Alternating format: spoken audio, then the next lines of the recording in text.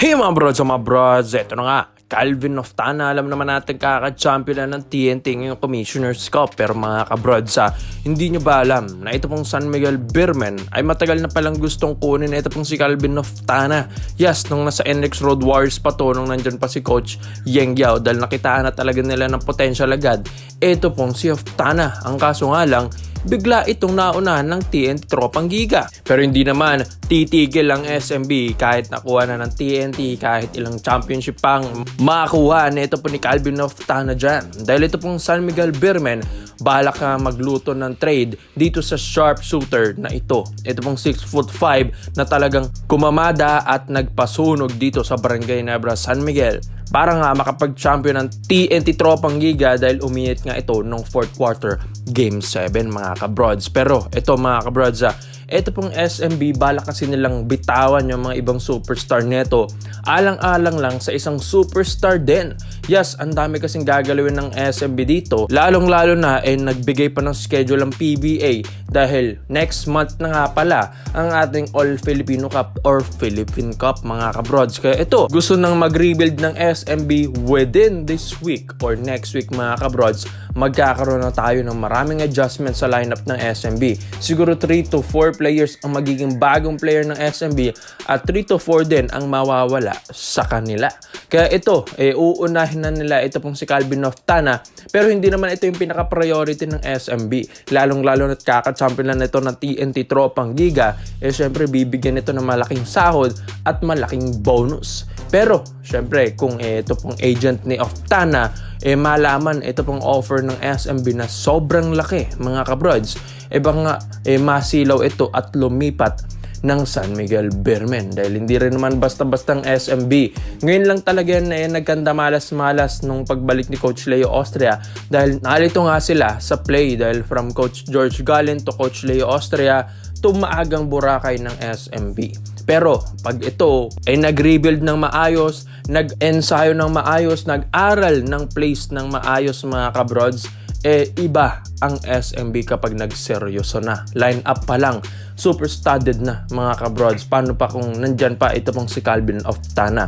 One of the best shooter din kasi ito ng PBA, ito pong si Oftana. Kaya makikita mo dito yung worth ng isang Oftana at Troy Rosario trade. Kaya grabe mga kabrods, mas valuable nga daw ito pong si Oftana at kitang-kita naman sa finals ng Ginebra at TNT kung gaano kagaling at ka-sharpshooter ito pong si Calvin Oftana. Hindi lang din naman kasi pang shooting ito pong si Calvin, meron ding pang perimeter, ang ganda rin ng drive, ang ganda rin ng rebound, defense, ang ganda rin ng pasa, court vision neto, and ang ganda rin ng attitude. Kaya hindi rin tayo magugulat kung makakuha man ito ng ibang kupunan, lalong-lalo na ang SMC Group dahil mga ganitong players ay kailangan nila. Bali-balita nga sa SMB, mga batang players at mga big man or mga sharpshooter ang mga kanilang kukunin mga kabrods dahil dito sa past season ng SMB ngayong Commissioner's Cup na kanilang maagang Boracay, ang dami nga daw talagang masakit sa ulo na sa kanila. Lalong-lalo na nga daw yung mga inconsistent players dito mga kabrods. Hindi na natin babanggitin, kung SMB fans ka, alam mo na kung sino-sino yung mga yon. Kaya ito pong si Calvin Oftana, alam nating medyo malabo dahil kaka-champion na ng TNT, pero gawin natin itong 50-50 mga kabrods dahil ito pong si Oftana ay mautak rin naman ito kung pipili kung anong kupunan siya mga kabrods. Pero kung gusto niya ng pang matagalang magandang kupunan, malakas na kupunan, syempre pa-partner ka na kay 8-time MVP Julmar Fajardo. Kaya ikaw mga brods, Calvin Oftana, dapat ba itong ituloy ng SMB? Dito naman po tayo sa kabilang balita naman natin mga kabrods.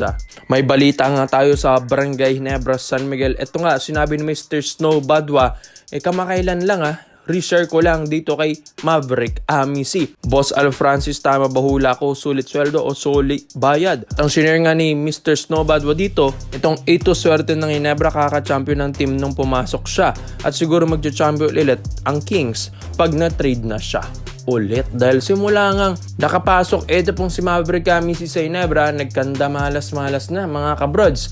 Ang tagal nang hindi nagcha-champion ng Ginebra, 3 years na nga mga kabrods.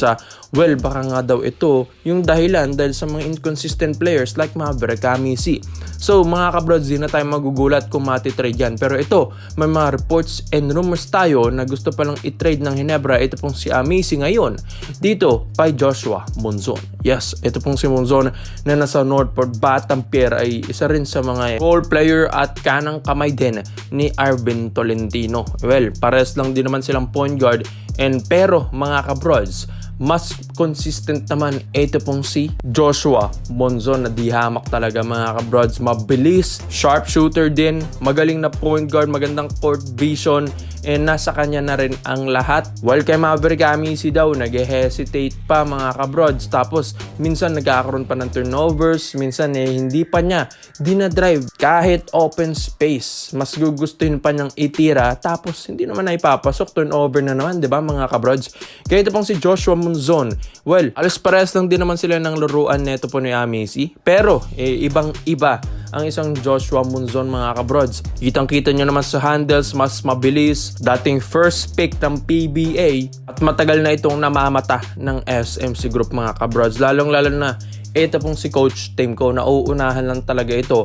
And syempre, nagdadalawang isip sila kung babagay ba si Monzon dito. Pero mga kabrods, para sa akin mas bagay nga ang isang Joshua Monzon. Kung gusto mo talagang manalo as a Barangay Ginebra San Miguel, alam na alam mo kung paano ang tamang proseso as a point guard dito. Dahil nga hindi rin naman kailangan ibalik na ng Ginebra si Ley Tenorio dahil nagkakaedad na ito. Why not humanap ng isang best point guard mga kabrods na pwedeng ipalit sa mga point guard na nagkakaroon na ng downside ngayon. Kaya nga ito, ang laki nga daw kasi ng offer ng Ginebra kay Amisi. Sayang from Converge. Pero anong nangyari mga kabrods? Parang dumidepende na lang na naman siya.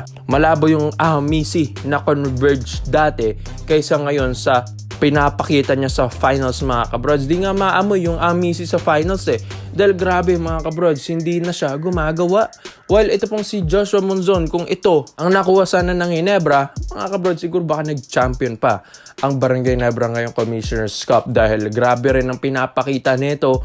Minsan nga kung hindi si Arvin Tolentino ang gumagawa, ito yung nagawa talaga sa Northport Batampier. Sabi nila parang import na rin kung maglaro. Ito pong si Joshua Monzon. Akala nila talaga sa 3x3 lang ito magaling mga kabrods. Yun pala, maski 5-on-5 talagang kinakain niya yung mga defenders niya mga kabrods. Kaya yan ang kinaganda ng isang Joshua Monzon.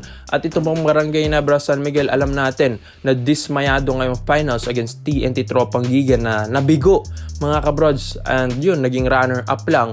Pero babawi ang Ginebra. Kita nyo naman, hindi nalatanggap talaga yung pagkatalo na ito kung saan babawi na lang sila. At ito, may mga players kasi na naiinis na talaga sila mga bros. Like ito, Maverick Amisi papalitan ng isang Joshua Monzon. Kaya sa tingin nyo mga bros, babagay ba si Monzon sa Ginebra? Komenta mo na ang opinion mo dito mga bros. At isa-isahin natin yan. Salamat po sa panonood mga bros.